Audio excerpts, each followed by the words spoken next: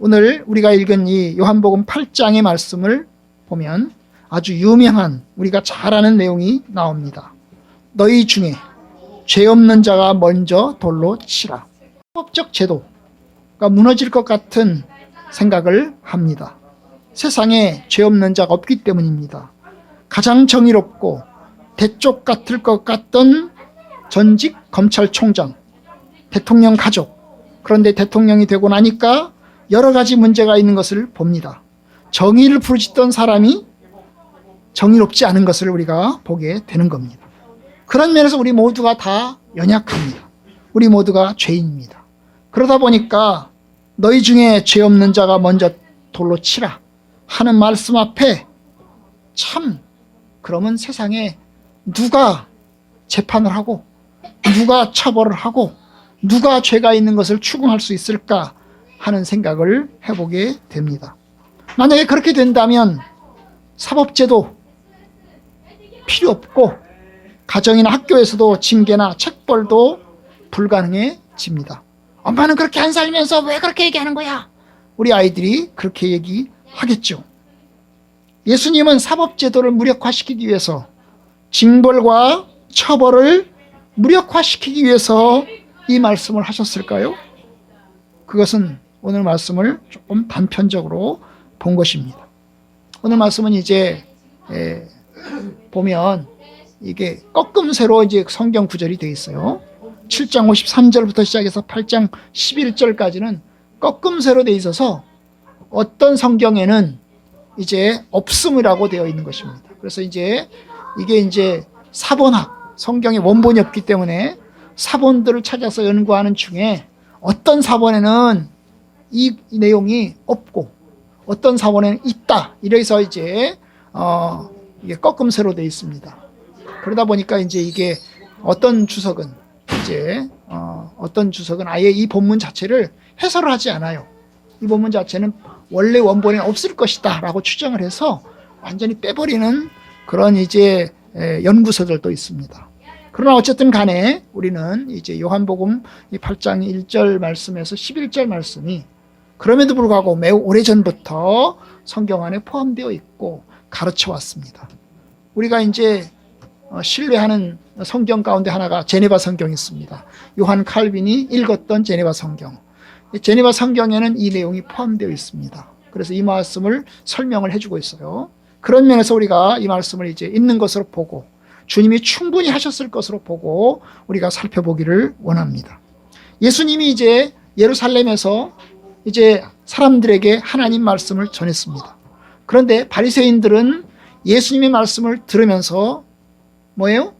예수님에 대해서 지적질을 하고 거절을 합니다. 예수님이 과연 하나님의 아들이신가? 예수님 메시아이신가 하는 부분에 대한 의구심 그리고 부정적인 마음이 아주 가득 차 있기 때문입니다. 오죽하면 예수님께서 이야기를 했겠어요. 너희가 정의롭게 판단하라.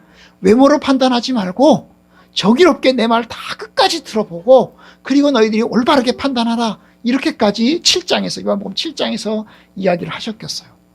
예루살렘 성전에서 가르치신 예수님 이제 감람산에 가셨다가 오늘 본문에 보면 다시 성전으로 이제 들어갑니다. 감람산은 예루살렘에서 이제 동쪽으로 한 1km 떨어져 있는 곳인데 그 감람산에 가면 감람산 꼭대기에서는 예루살렘 성전이 다 보이거든요. 그러니까 예루살렘 감람산에 올라가셔서 거기서 이제 주무시고 그리고 다음날 아침에 이제 예루살렘 성전으로 들어오신 거죠. 그리고 예루살렘 성전에 들어오셔서 성전 마당에서 이제 사람들에게 하나님 말씀을 다시 이제 가르치기 시작을 하셨습니다. 그런데 사건이 발생합니다. 3절에 보니까 바리새인들과 서기관들과 바리새인들이 한 여자를 이제 데리고 옵니다. 음행 중에 현장에서 잡힌 여자, 그 여자를 이제 잡아가지고 데려오는 것입니다. 이 사람들은 음행 중에 잡힌 여자를 잡아가지고 왜 예수님께 왔을까요? 사실 이런 사람은 이렇게 음행 중에 잡힌 여자를 잡았으면 경찰서로 끌고 가야 됩니다. 그런데 경찰서로 끌고 가지 않고 법정으로 끌고 가지 않고 예수님께 데려왔습니다. 왜 데려왔을까요? 바로 예수님을 함정에 빠뜨리기 위해서 끌고 온 것입니다. 그래서 그들이 얘기를 합니다. 4절, 선생이여, 이 여자가 간음하다가 현장에서 잡혔나이다. 현장에서 잡혔습니다.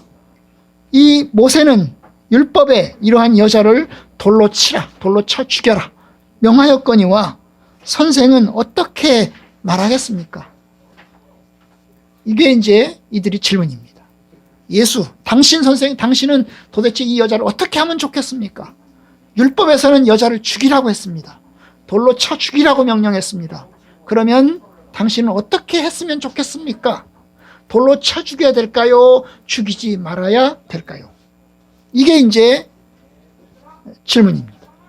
왜 그들은 예수님께 이런 질문을 던질까요? 그들이 생각하기에는 예수는 죄인들과 세리들을 덮어주는 사람이다. 죄인들을 덮어주는 사람이다.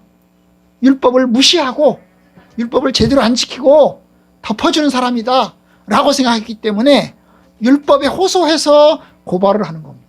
만약에 예수님께서 여자를 살려주게 된다면 예수님은 율법을 무시한, 율법을 거부한, 율법을 어긴 사람이 됩니다. 여러분, 율법을 어긴 사람은 죽습니다. 하나님의 말씀을 어긴 사람은 죽습니다. 그러니까 율법을 어기는지 어기지 않는지를 보고자 하는 거예요. 여자를 살려주길 원하면, 살려주면 율법을 어기는 것이 되는 겁니다. 어떻게 하면 좋겠어요? 그러면 만약에 율법대로 죽여라 라고 명령을 하면 그건 로마를 또 무시하는 것이 됩니다. 여러분, 사람을 죽이는 것은 로마 법정에서만 할 수 있어요. 로마 총독만 할 수 있어요. 그런데 율법대로 사람을 죽여라 라고 말할 수가 없어요. 율법을 어겼어도 사람을 죽이는 문제는 또 다른 문제예요. 사람을 죽이는 문제는 다른 문제예요. 그렇기 때문에 이게 이제 예수를 올무에 빠지는 거예요. 율법을 어기는 사람이 되든지 아니면 로마 법정을, 로마 총독을 무시하는 사람이 되든지 간에 이게 올무가 될 수 있는 것입니다. 어쨌든 예수님은 과연 이 앞에서 어떤 판결을 내릴까요? 율법을 무시하는 자가 될까요? 율법을 해치하고 율법을 거역하고 율법을 아무것도 아닌 것처럼 취급하는 그런 자가 될까요? 돌로 치지 마라. 우리가 다 죄인이다. 너희들 다 죄인이지 않냐? 돌로 치면 안 된다. 이렇게 얘기를 한다면 여러분, 율법을 무시하는 자가 되는 것입니다. 그러면 율법대로 죽여라. 그러면 여러분, 긍휼히 여기고 사람을 불쌍히 여기고 긍휼히 여겼던 것도 결국은 신뢰받지 못하고 로마 총독을 또 무시하는 그와 같은 결과를 가져오게 될 것입니다. 자, 그렇게 해서 이제 예수님께서 어떤 답변을 내놓을까요? 아는 대로 여러분, 간음이라고 하는 것은 처녀와 총각이 관계를 갖는 것이 아닙니다. 처녀와 총각이 성관계를 갖다가 현장에서 적발되면 죽이지 않습니다. 결혼을 시킵니다. 결혼을 시켜요. 처녀와 총각은 결혼을 시킵니다. 만약에 여자 쪽 부모가 혹은 남자 쪽 부모가 혼인을 거절하게 되면 내가 결혼을 못 시키겠다. 이 남자랑 이 여자랑 결혼을 못 시켰다라고 거절하면 여러분, 남자 쪽에서 여자 쪽에 배상을 해야 됩니다. 그리고 끝을 내게 됩니다. 죽이지 않습니다. 그러면 이 경우는 뭐예요? 처녀 총각이 아닌 거지요. 남자든 여자든 결혼이나 혼인을 한 경우입니다. 일반적으로 간음이라고 하는 것, 남자와 여자가 합의하에 관계를 갖는 것인데 한쪽이 배우자가 있는 겁니다. 여자가 배우자가 있든 남자가 배우자가 있든 아니면 쌍방이 배우자가 있든 간에 배우자가 있는 경우입니다. 여러분, 그렇다면 이 경우는 어떨까요? 여러분, 간음은 둘이 합의하에 이루어지는 것입니다. 그런 경우에는 어때요? 둘 다 죽이는 것입니다. 남자도 죽이고 여자도 죽이는 것입니다. 배우자가 있는 여자든 배우자가 없는 여자든 배우자가 있는 남자든 배우자가 있는 남자든 간에 합의하에 관계를 가지면 둘 다 죽이는 거예요. 둘 다 죽이는 거예요. 그런데 여러분, 오늘 본문에 보니까 남자가 없어요. 남자가 없어요. 여러분, 서기관들과 바리새인들이라면 여자만 끌고 오면 안 되는 거지요. 남자도 끌고 와야 되는 겁니다. 남자와 여자를 둘 다 잡아와야 되는 것입니다. 그럼 남자가 도망갔어요. 이 경우에 남자가 도망간 거잖아요. 도망갔든지 빼줬든지 둘 중에 하나잖아요. 그렇죠? 그러면 여러분, 남자를 잡아와야 되는 것입니다. 그게 원칙이에요. 간음하다가 잡혔다. 그래서 돌로 쳐야 되겠다라고 하면 쌍방이 있어야 되는 겁니다. 그죠? 이쪽도 있어야 되고 이쪽도 있어야 되고 둘이 다 있어야 되는 것입니다. 그런데 남자가 없어요. 남자가 없어요. 여자만 잡아온 것입니다. 그러니까 이 서기관들과 바리새인들은 어떤 면에서 굉장히 남성 중심적이에요. 남성 중심적이에요. 그죠? 남자는 도망갔든지 빼줬든지 간에 어쨌든 간 남자는 없는 거죠. 남자 중심적이에요. 남자 중심적. 참 이게 옛날부터 지금까지 여성들이 피해자이고 여성들이 순환을 당하는 것을 보여주는 증거인 것입니다. 사실 어떤 면에서 이게 이제 간음이 아니고 성폭행이라고 한다면 어떻습니까? 남자를 먼저 죽여야 되는 거잖아요. 그죠? 남자를 먼저 죽여야 되는 거예요. 여자는 피해자가 되는 거잖아요. 그렇죠? 성폭행이라고 한다면 남자를 쳐 죽여야 되는 거예요. 그런데 여기는 이제 간음으로 이야기를 했어요. 간음으로. 여자가 간음하다가 현장에서 잡혔나이다. 성폭행이라고 하지 않고 간음으로 처리를 하고 여자를 데려왔습니다. 그리고 이제 예수님에게 질문하는 겁니다. 그러니까 이들은 정의를 요구하는 게 아니에요. 정의를 요구하려면 둘 다 잡아왔어야 되는 거죠. 남자와 여자를 둘 다 잡아다 놓고 질문을 해야 되는데 여자만 잡아온 것입니다. 정의를 위해서 데려온 게 아니죠. 그죠? 정의롭게 판단해 주시오 라고 데려온 게 아니고 예수님을 함정에 빠뜨리기 위해서 아주 난처한 상황에 밀어넣기 위해서 데려온 것입니다. 어떻게 하겠습니까? 예수라면 뭐라고 얘기를 하겠습니까? 라고 얘기를 합니다. 그것도 한 번 말하는 게 아닙니다. 한 번 말하는 게 아니죠. 여러 번 이야기합니다. 6절 그들이 이렇게 말하면 예수를 고발할 조건을 만들기 위한 것입니다. 정의를 위한 게 아니고 예수를 함정에 빠뜨리기 위해서 이야기를 하는 것입니다. 자, 예수님 어떻게 하십니까? 예수님은 아무 답변을 하지 않고 6절 끝에 보시면 몸을 굽히사 손가락으로 땅에 뭐라고 씁니다. 땅에다가 뭐라고 씁니다. 뭐라고 쓰는지는 모르겠어요. 율법을 내용을 쓰고 있는 건지 아니면 너네들 잘못됐다라고 생각하는 건 쓰고 있는 건지 모르겠지만 뭔가를 쓰십니다. 그런데 7절에 보니까 사람들이 계속 예수님에게 이야기를 합니다. 한 번 얘기한 게 아니라 계속 이야기를 하는 거예요. 예수님은 뭐라고 얘기할 거예요? 뭐라고 얘기할 거예요? 뭐라고 얘기할 거예요? 뭐라고 얘기할 거예요? 그러면서 계속 예수를 압박하는 것입니다. 뭐라고 답변하라고 계속 압박하는 것입니다. 예수님은 계속 뭔가 앉아서 쓰고 있는 상황에서 계속 압박을 하고 있는 것입니다. 도대체 예수님이 쓰고 있는 글씨를 보기나 하는 건지, 도대체 뭐라고 쓰고 있는 건지 쳐다보기나 하는 건지는 잘 모르겠지만 계속 예수님을 향해서 압박을 합니다. 그런데 그런 압박 속에서도 계속 예수님이 뭔가를 씁니다. 뭔가를 써요. 그런데 계속 압박을 합니다. 자, 예수님이 이제 어떻게 할까요? 일어서셔서 7절 그들이 묻기를 마지 아니하는지라 일어나 이르시되 너희 중에 죄 없는 자가 먼저 돌로 치라. 이것이 예수님께서 하신 말씀이죠. 예수님의 답변입니다. 너희 중에 죄 없는 자가 먼저 돌로 치라. 여러분, 예수님 말씀은 사실 틀렸어요. 구약의 율법은 어떻게 되어 있어요? 구약의 율법에 의하면 증인이 먼저 돌로 치게 되어 있어요. 목격자 현장에서 간음하다가 잡았잖아요. 그러면 현장에서 간음한 거를 처음 본 목격자 이 목격자가 뭐예요? 돌로 던지는 거예요. 돌을 던져서 돌로 치는 것입니다. 그러니까 뭐가 필요한 거예요? 증거가 필요한 거고 증인이 필요한 것입니다. 그리고 예수님은 이렇게 이야기를 해야 됩니다. 너희 중에 처음 본 목격자가 돌로 치라. 예수님이 그렇게 이야기를 하셔야 되는데 예수님은 증인 얘기를 하지 않으십니다. 증인을 얘기하지 않으시고 죄 없는 자가 먼저 돌로 치라라고 이야기합니다. 여러분, 여기서 말하는 죄는 개별적인 죄가 아닙니다. 너희 중에 죄 없는 자가 돌로 쳐라 라고 말할 때 그 죄는 어떤 죄를 얘기할까요? 살인죄, 간음죄, 절도, 거짓 증거 같은 그런 죄들을 얘기할까요? 여러분, 그 당시에 그런 죄를 안 지은 사람은 많습니다. 우리도 마찬가지잖아요. 여러분, 우리 중에 살인한 사람 있습니까? 없잖아. 거의 없잖아요.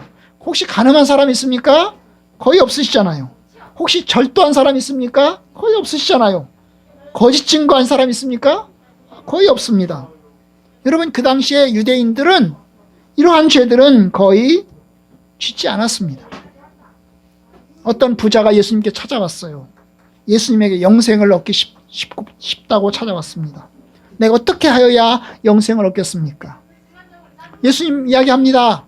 율법에 가르친 대로 살인하지 말라, 간음하지 말라, 거짓 증거하지 말라, 이런 계명들을 지켰습니까? 그랬더니 부자, 제가 그 계명 다 지켰습니다. 모든 계명을 다 지켰습니다. 여러분, 바리새인과 서기관들은 죄를 지은 사람들이 아닙니다. 죄가 없는 사람들입니다. 개별적인 특별한 죄들을 지은 사람들은 없습니다. 그런데 예수님은 이야기합니다. 죄 없는 자가 돌로 치라. 그러자 사람들 어떻게 합니까? 9절에 보니까 이 말씀을 듣고 한 사람씩 다 가버립니다. 아니, 이 사람들은 간음죄를 지은 사람들도 아니고 살인죄를 지은 사람들도 아니고 거짓 증거한 죄를 지은 사람들도 아닌데 그들은 한 사람씩 다 가버립니다. 예수님의 말씀을 통해서 그들이 너희 중에 죄 없는 자가 돌로 치라라고 말할 때 그 죄가 어떤 죄라는 것을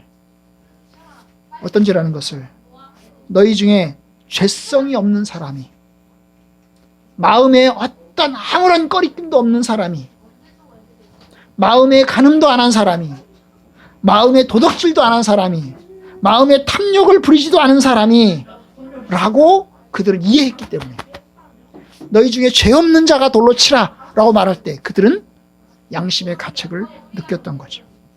그러니까 예수님이 말씀하실 때 죄 없는 자가 먼저 돌로 치라 라고 말할 때 그 죄는 어떤 죄요? 너희 중에 마음에 어떤 꺼리낌도 없는 자가, 어떤 아무런 문제도 없는 자가, 마음에 어떤 아무런 문제도 없는 자가 돌로 쳐라, 이렇게 이야기를 하신 겁니다. 사실 10계명 중에서 가장 마지막 계명은 탐내지 말라잖아요. 이 탐내지 말라는 마음의 문제를 다루고 있습니다. 아마도 모든 사람들은 마음의 문제에서 걸릴 겁니다. 걸리지 않은 사람이 있겠어요? 바리새인들과 서기관들조차도 이 마음의 문제에서는 걸리지 않을 수 없기 때문입니다. 어쨌든 예수님은 증인이 먼저 돌로 쳐라라고 하지 않고, 목격자가 제일 먼저 돌을 들어라고 하지 않고, 죄 없는 자가 먼저 돌로 쳐라라고 내용을 바꾸셨고, 이제 사람들은 그 말씀을 듣고 떠납니다. 결국 다 떠났습니다. 9절에 보니까 예수님과 여자만 남았다고 그랬어요. 그렇죠? 예수님은 남았다고 그랬어요. 여러분, 예수님이 모세율법을 무시하셨나요? 간음한 자는 돌로 쳐라, 간음한 자는 돌로 죽여라. 예수님은 율법을 무시하셨나요? 무시하지 않았습니다. 왜냐하면 간음한 자는 돌로 쳐 죽여야 된다는 것이 율법의 말씀인데 그 율법을 그대로 준행을 합니다. 간음한 사람은 돌로 죽어야 된다, 심판을 받아야 된다, 처벌을 받아야 된다, 그걸 그대로 예수님은 인정하십니다. 다만 누가 죽일 거냐, 그 사람, 간음한 사람을 누가 죽일 거냐 하는 부분에 있어서 목격자가 아닌 죄 없는 사람, 아무런 꺼리낄 것도 없는 사람이 돌로 쳐야 된다라고 하는 단서를 붙인 거지요. 그런 면에서 예수님은 죽이지 말라고 옹호한 것이 아니고 이 여자는 죄를 지었기 때문에 돌로 쳐 죽임을 당해도 괜찮다라고 이야기를 하신 것입니다. 맞죠? 맞습니다. 사실 여러분, 누가 죽여야 됩니까? 어떻게 간음하다가 현장에서 사람들이 여자를 잡을 수가 있겠어요? 생각해 보세요. 간음하다가 현장에서 어떻게 이 여자를 잡을 수가 있겠습니까? 간음이라는 것이 길거리에서 모든 사람이 보는 앞에서 하는 게 아닙니다. 아주 은밀한 곳에서 하는 것입니다. 그럼 은밀한 곳에서 하려면 누가 신고한 사람이 있어야 될 거예요. 그 누가 신고하겠어요? 가족이 신고하겠죠. 그죠? 배우자가, 여자의 배우자하고 남자의 배우자가 신고를 하지 않겠어요? 그죠? 여자 배우자가 신고를. 아마도 그러면 이 여자 혹은 이 남자에 대해서 의심을 갖고 계속 추적을 하지 않겠어요? 추적을 하던 끝에 간음하다 모텔에 들어가는 걸 봤다. 혹은 뭐 어디 뭐 누구네 집에 들어가는 걸 봤다. 이래가지고 추적을 하던 끝에 이게 목격했을 거고, 그 목격한 것을 바리새인 혹은 서기관들에게 신고를 했을 거 아닙니까? 그죠? 신고를 해서 결국은 잡았을 거 아닙니까? 그죠? 아니면 이 목격자가 잡아가지고 바리새인과 서기관들에게 처벌해달라고 데려왔는데 이 데려온 사람을 예수님에게 데려왔을 수도 있습니다. 어쨌든 여러분, 이게 이제 목격자가 아주 중요한데, 목격자는 사라져버렸고, 목격자는 아무도 없는 것 같고, 혹은 있는지 그 가운데, 그 무리들 가운데 목격자가 있는지는 알 수 없지만, 어쨌든 예수님은 그런 상황들을 보시면서 죄 없는 자가 돌로 쳐라 라고 이야기를 하신 것입니다. 그리고 예수님 이제 일어나서 다시 이제 보니까 예수님과 여자밖에 남지 않았어요. 그래서 물으십니다. 여자여, 너를 고발하던 그들이 어디 있느냐? 너를 정죄한 자가 어디? 그 사람들이 다 어디 갔어? 그러자 그 여자 대답합니다. 주여, 없습니다. 다 가버렸습니다. 그들이 다 가버렸습니다. 여자는 자기가 죽을 거라고 생각했는데 사람들이 다 가버린 것입니다. 이때 예수님께서 이야기를 합니다. 11절, 나도 너를 정죄하지 아니하노니 가서 다시는 죄를 범하지 마라. 범하지 마라. 이것이 예수님의 마지막 말입니다.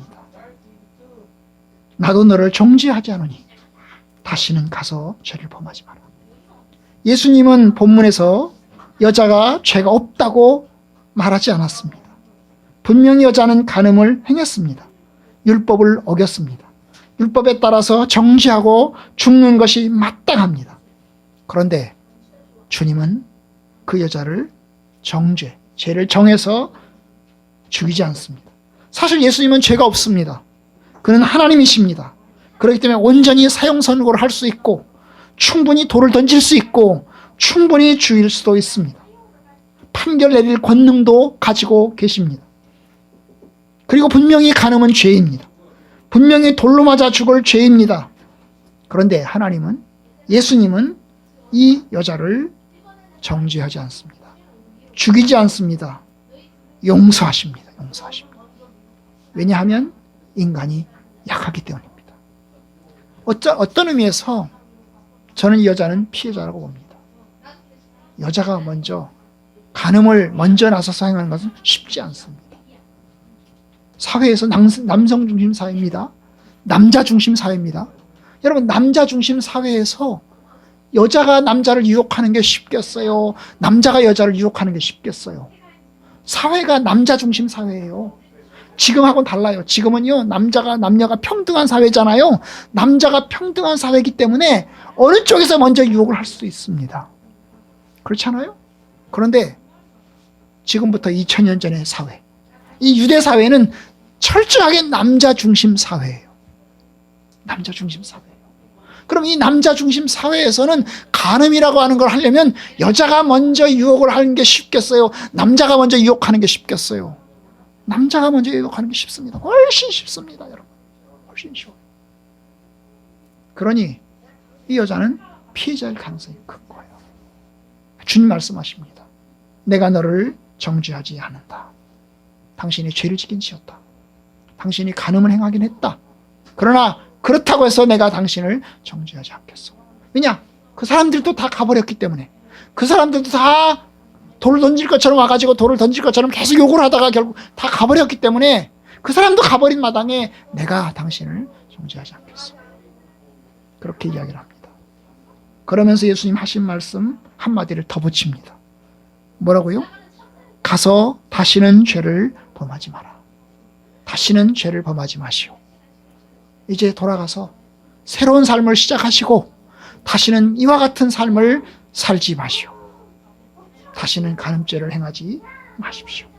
이제 간음했던 자와 관계를 청산하고 새로운 삶을 사시기 바랍니다. 이것이 예수님께서 하신 말씀입니다. 여러분, 예수님은 누구신가요? 예수님은 하나님이십니다. 그는 하나님이시기 때문에 율법을 만들었고, 율법을 명령하셨고, 율법을 지키라고 요구하시고, 율법을 지키지 않는 자를 심판하실 권능이 있고, 예수님은 충분히 율법대로 시행하실 자격을 가지고 계십니다. 하지만 예수님은 그 권능으로 심판하지 않으시고 용서하는 데 사용하십니다. 예수님은 용서하는 권능을 사용하시는 겁니다. 심판하는 권능, 죽이는 권능을 사용하지 않고 심판하러 그 여자를 죽이지 않습니다. 왜냐하면 예수님께서 오신 것은 심판하러 오신 것이 아니고 구원하러 왔기 때문입니다. 물론 마지막 때는 예수님께서 심판하실 것입니다. 하지만 지금은 우리의 삶을 구원으로 부르십니다. 여러분, 우리 가운데 아무런 문제 없는 사람 없습니다. 다 문제가 있고 다 연약합니다. 다 연약합니다. 의로운 사람 없습니다. 다 부족합니다. 조금 더 연약하고 조금 더 덜 연약하고의 차이는 있겠지만 여러분, 도토리 기적입니다. 여러분, 우리는 그 연약한 사람들이 주님의 은혜로 구원받았어요. 어떤 분들이 그렇게 이야기를 합니다. 아니, 저 사람은 예수 믿은 지 20년이 됐는데 똑같아. 20년 전이나 똑같아. 욕심 하나도 안 버렸어. 20년 전에 욕심, 이제 한 20년쯤 지났으니까 조금 더 덜 욕심을 부릴 것 같았는데 똑같아. 이렇게 이야기를 합니다. 여러분, 우리 인간은 똑같습니다. 똑같습니다. 하나님은 우리를 고쳐서 구원하시는 게 아니고, 우리를 고쳐서 구원하시는 게 아니고, 우리를 거룩하게 만드신 다음에 구원하시는 게 아니고, 우리의 연약함을 가진 채로 우리를 구원하시고, 연약함을 가진 채로 하나님 나라로 데려가십니다. 하나님 나라로 데려가십니다. 여러분, 예수를 오래 믿었다고 해서 거룩해지는 게 아니에요. 예수를 오래 믿었다고 해서 거룩해지는 게 아니에요. 오래 믿었어도 인간은 그대로입니다. 주님이 예수님의 십자가를 통해서 우리를 구원하시는 거예요. 내가 의로워서 구원하는 게 아니고, 내가 깨끗해서 구원하는 게 아니고, 주님의 십자가를 통해서 구원하시고 살리시는 겁니다. 여러분, 맞아요. 주님이 우리를 의로워서가 아니라 더럽지만, 약하지만 부르시는 겁니다. 다만 주님의 부르심에 응하는 거지요. 여러분, 예수님께서 여자에게 이야기합니다.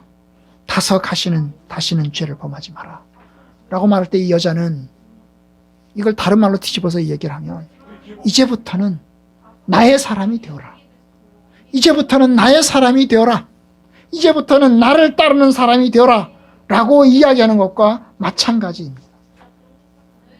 왜냐하면 여러분, 간음의 삶을 버리고 새로운 삶을 시작하려면 새로운 모델이 필요하고 새로운 가치가 필요합니다. 여러분, 그 새로운 가치와 새로운 모델을 가지실 분이 바로 주님이십니다. 그러니 주님 바라보고 주님의 사람이 되어라라고 이야기하는 것입니다. 내가 다시는 너를 정죄하지 않으니 다시는 죄를 범하지 마라. 아마 이 여자 어떤 삶을 살았을까요? 어떤 삶을 살았을까요? 이제 나중에 가면 어떤 여자가, 죄 많은 여자가 예수님에게 와서 눈물을 흘리면서 예수님에게 향유를 붓고, 그리고 예수님 발을 닦으면서 눈물을 흘리던 그런 여자가 있습니다. 아마도 그 여자가 이 여자가 아니었을까 추측하는 분들도 있습니다. 여러분, 정확하진 않지만 그럴 수도 있습니다. 여러분, 그래요. 주님은 우리를 구원으로 부르십니다. 죄가 있음에도 불구하고, 우리가 연약함에도 불구하고 우리를 부르십니다. 있는 채로 부르십니다. 연약한 채로 부르십니다. 주님의 은혜로, 주님의 십자가의 공로로 우리가 구원함을 얻는 것입니다. 그러니 여러분, 우리가 연약하지만 저도 부족하고 여러분들도 부족합니다. 그래도 주님께서 부르십니다. 주님께서 부르세요. 이것이 오늘 말씀에서 우리가 배우는 첫 번째 교훈입니다. 두 번째, 여러분, 그럼에도 불구하고 주님은 이제 새로운 삶을 시작하면 다시는 죄를 범하지 말라 그랬어요. 그러니 새로운 삶을 시작하면 이제 이전의 삶으로 돌아가서는 안 된다고 이야기합니다. 의의 도를 안 후에 받은 거룩한 명령을 저버리는 것보다 차라리 알지 못하는 것이 낫도다. 의의 도를 안 후에 그 명령을 저버리면 차라리 몰랐던 사람, 그래서 출발도 안 해봤던 사람, 그 사람은 여전히 무지 가운데 있겠지만 안 다음에 명령을 저버리면 결국 출발도 안 해본 사람보다 못하다는 거죠. 속담에 이르기를 개가 그 토하였던 것에 돌아가고 돼지가 씻었다가 더러운 구덩이에 도로 누웠다 하는 말이 그들에게 응하였도다 하신 말씀처럼 신자에서 출발했어요. 그리고 이제 죄를 버렸습니다. 하나님의 뜻대로 살겠다고 출발했습니다. 사람이 약합니다. 그러니 실수하고 쓰러지고 넘어집니다. 넘어져요. 그런데 여러분, 그렇게 넘어지면, 그래서 실수해서 넘어지면, 쓰러지면, 잘못하면 어때요? 원래 삶으로 다시 돌아가는 겁니다. 원래 삶으로 돌아가는 거예요. 그리고 어떻게 합니까? 출발했으면 마음을 굳게 하고 하나님의 뜻 아래서 살도록 몸부림쳐야 합니다. 이 여자가 새로운 삶을 살아가려면 예수님의 가르침, 주의 말씀을 생각하고 주님의 제자로서 살아가야 되는 겁니다. 예수님의 제자가 될 때 죄를 끊어내고 주님을 따르는 사람이 될 때 거룩을 향해서 나아갈 수 있습니다. 예수 그리스도를 믿고 예수 그리스도 안에 온전히 있어야 죄를 끊어낼 수 있습니다. 주님은 바로 그 얘기를 하는 겁니다. 다시는 죄를 범하지 마라. 다른 말로 말하면 나의 제자가 되어라. 나의 제자가 되어라. 이것이 우리가 두 번째로 배우는 것입니다. 저와 여러분들이 예수님의 제자로서 주님을 따르기를 원합니다. 마지막 한 가지 더 말씀을 드리려고 합니다. 예수님 우리에게 이야기하실 때 여러분, 우리는 다 이 여자처럼 실수할 수 있습니다. 실패할 수 있습니다. 이 여자처럼 다 연약할 수 있고 쓰러질 수 있습니다. 쓰러질 때 사람들은 손가락질할 것입니다. 야, 너는 실패자야. 너는 운명이 안 좋아. 너는 인생이 별로 안 좋은 사람이야. 너는 잘못 태어났어. 이렇게 이야기하는 사람들도 있습니다. 혹은 자기가 자기에게 계속해서 자기의 인생을 탓하고 자기의 운명을 탓하고 자기를 실패자로 규정짓는 사람도 있습니다. 그런데 주님 말씀하십니다. 내가 너를 정죄하지 않는다. 다시 일어서라. 그래야 합니다. 그럼 우리가 쓰러졌을 때, 우리가 실패했을 때, 너는 실패자야. 나는 이제 더 이상 평생 나는 이제 내 인생은 좋을 일이 하나도 없을 거야. 나는 이제 더 이상 이제 일어날 힘도 없어. 나는 더 이상 이제 인생이 끝이야. 이렇게 자책하고 절망하고 포기해 버릴 수 있습니다. 근데 주님 말씀하십니다. 다시 일어서라. 다시 일어서라. 가라. 가라. 일어서라. 다시 실패했더라도, 쓰러졌더라도 다시 일어서라. 2023년에 너희가 실패하고 패배하고 연약하고 쓰러졌더라도 다시 일어서라. 이것이 주님께서 우리에게 주시는 은혜요 기회입니다. 여러분, 주님은 우리에게 다시 한번 기회를 주십니다. 하나님께서 1년 다시 새롭게 시작하게 하셨고 다시 기회를 주십니다. 어떤 면에서 보면 우리가 하루하루가 기회입니다. 밤에 자고 아침에 일어나면 다시 새로운 삶이 시작이 됩니다. 일주일이 맞춰지고 토요일 날이 맞춰지고 이제 주일날 새로 시작할 때 우리는 한 주간을 다시 시작합니다. 여러분, 한 달이 맞춰지고 또 한 달이 시작될 때 우리는 새로운 한 달을 또 시작합니다. 1년이 맞춰지고 또 1년이 끝날 때 하나님 우리는 다시 1년을 시작합니다. 여러분, 하나님께서 우리에게 새로운 시작을 허락해 주시는 겁니다. 여러분, 그 새로운 시작점에 서서 하나님 앞에 이전의 것은 털어버리고 하나님 앞에 새로운 삶을 향해서 나아가는 저와 여러분들 되기를 바랍니다. 내가 혹시 부족해서 내가 어제 하루 내가 실패했더라도 혹은 내가 오늘 내가 실패했더라도 그것 때문에 내가 이제 완전히 끝났다 생각하지 마시고 여러분 새롭게 시작하고 새로운 출발을 향해서 나아가기를 바랍니다. 이번 한 주간이 여러분들에겐 그와 같은 한 주간이 되기를 바랍니다. 아, 주님, 내가 실수했습니다. 일주일 동안 내가 좀 부족했습니다. 그랬더라도 여러분 오늘부터 다시 털고 일어서서 새롭게 또 출발하시기를 주님의 이름으로 축복합니다.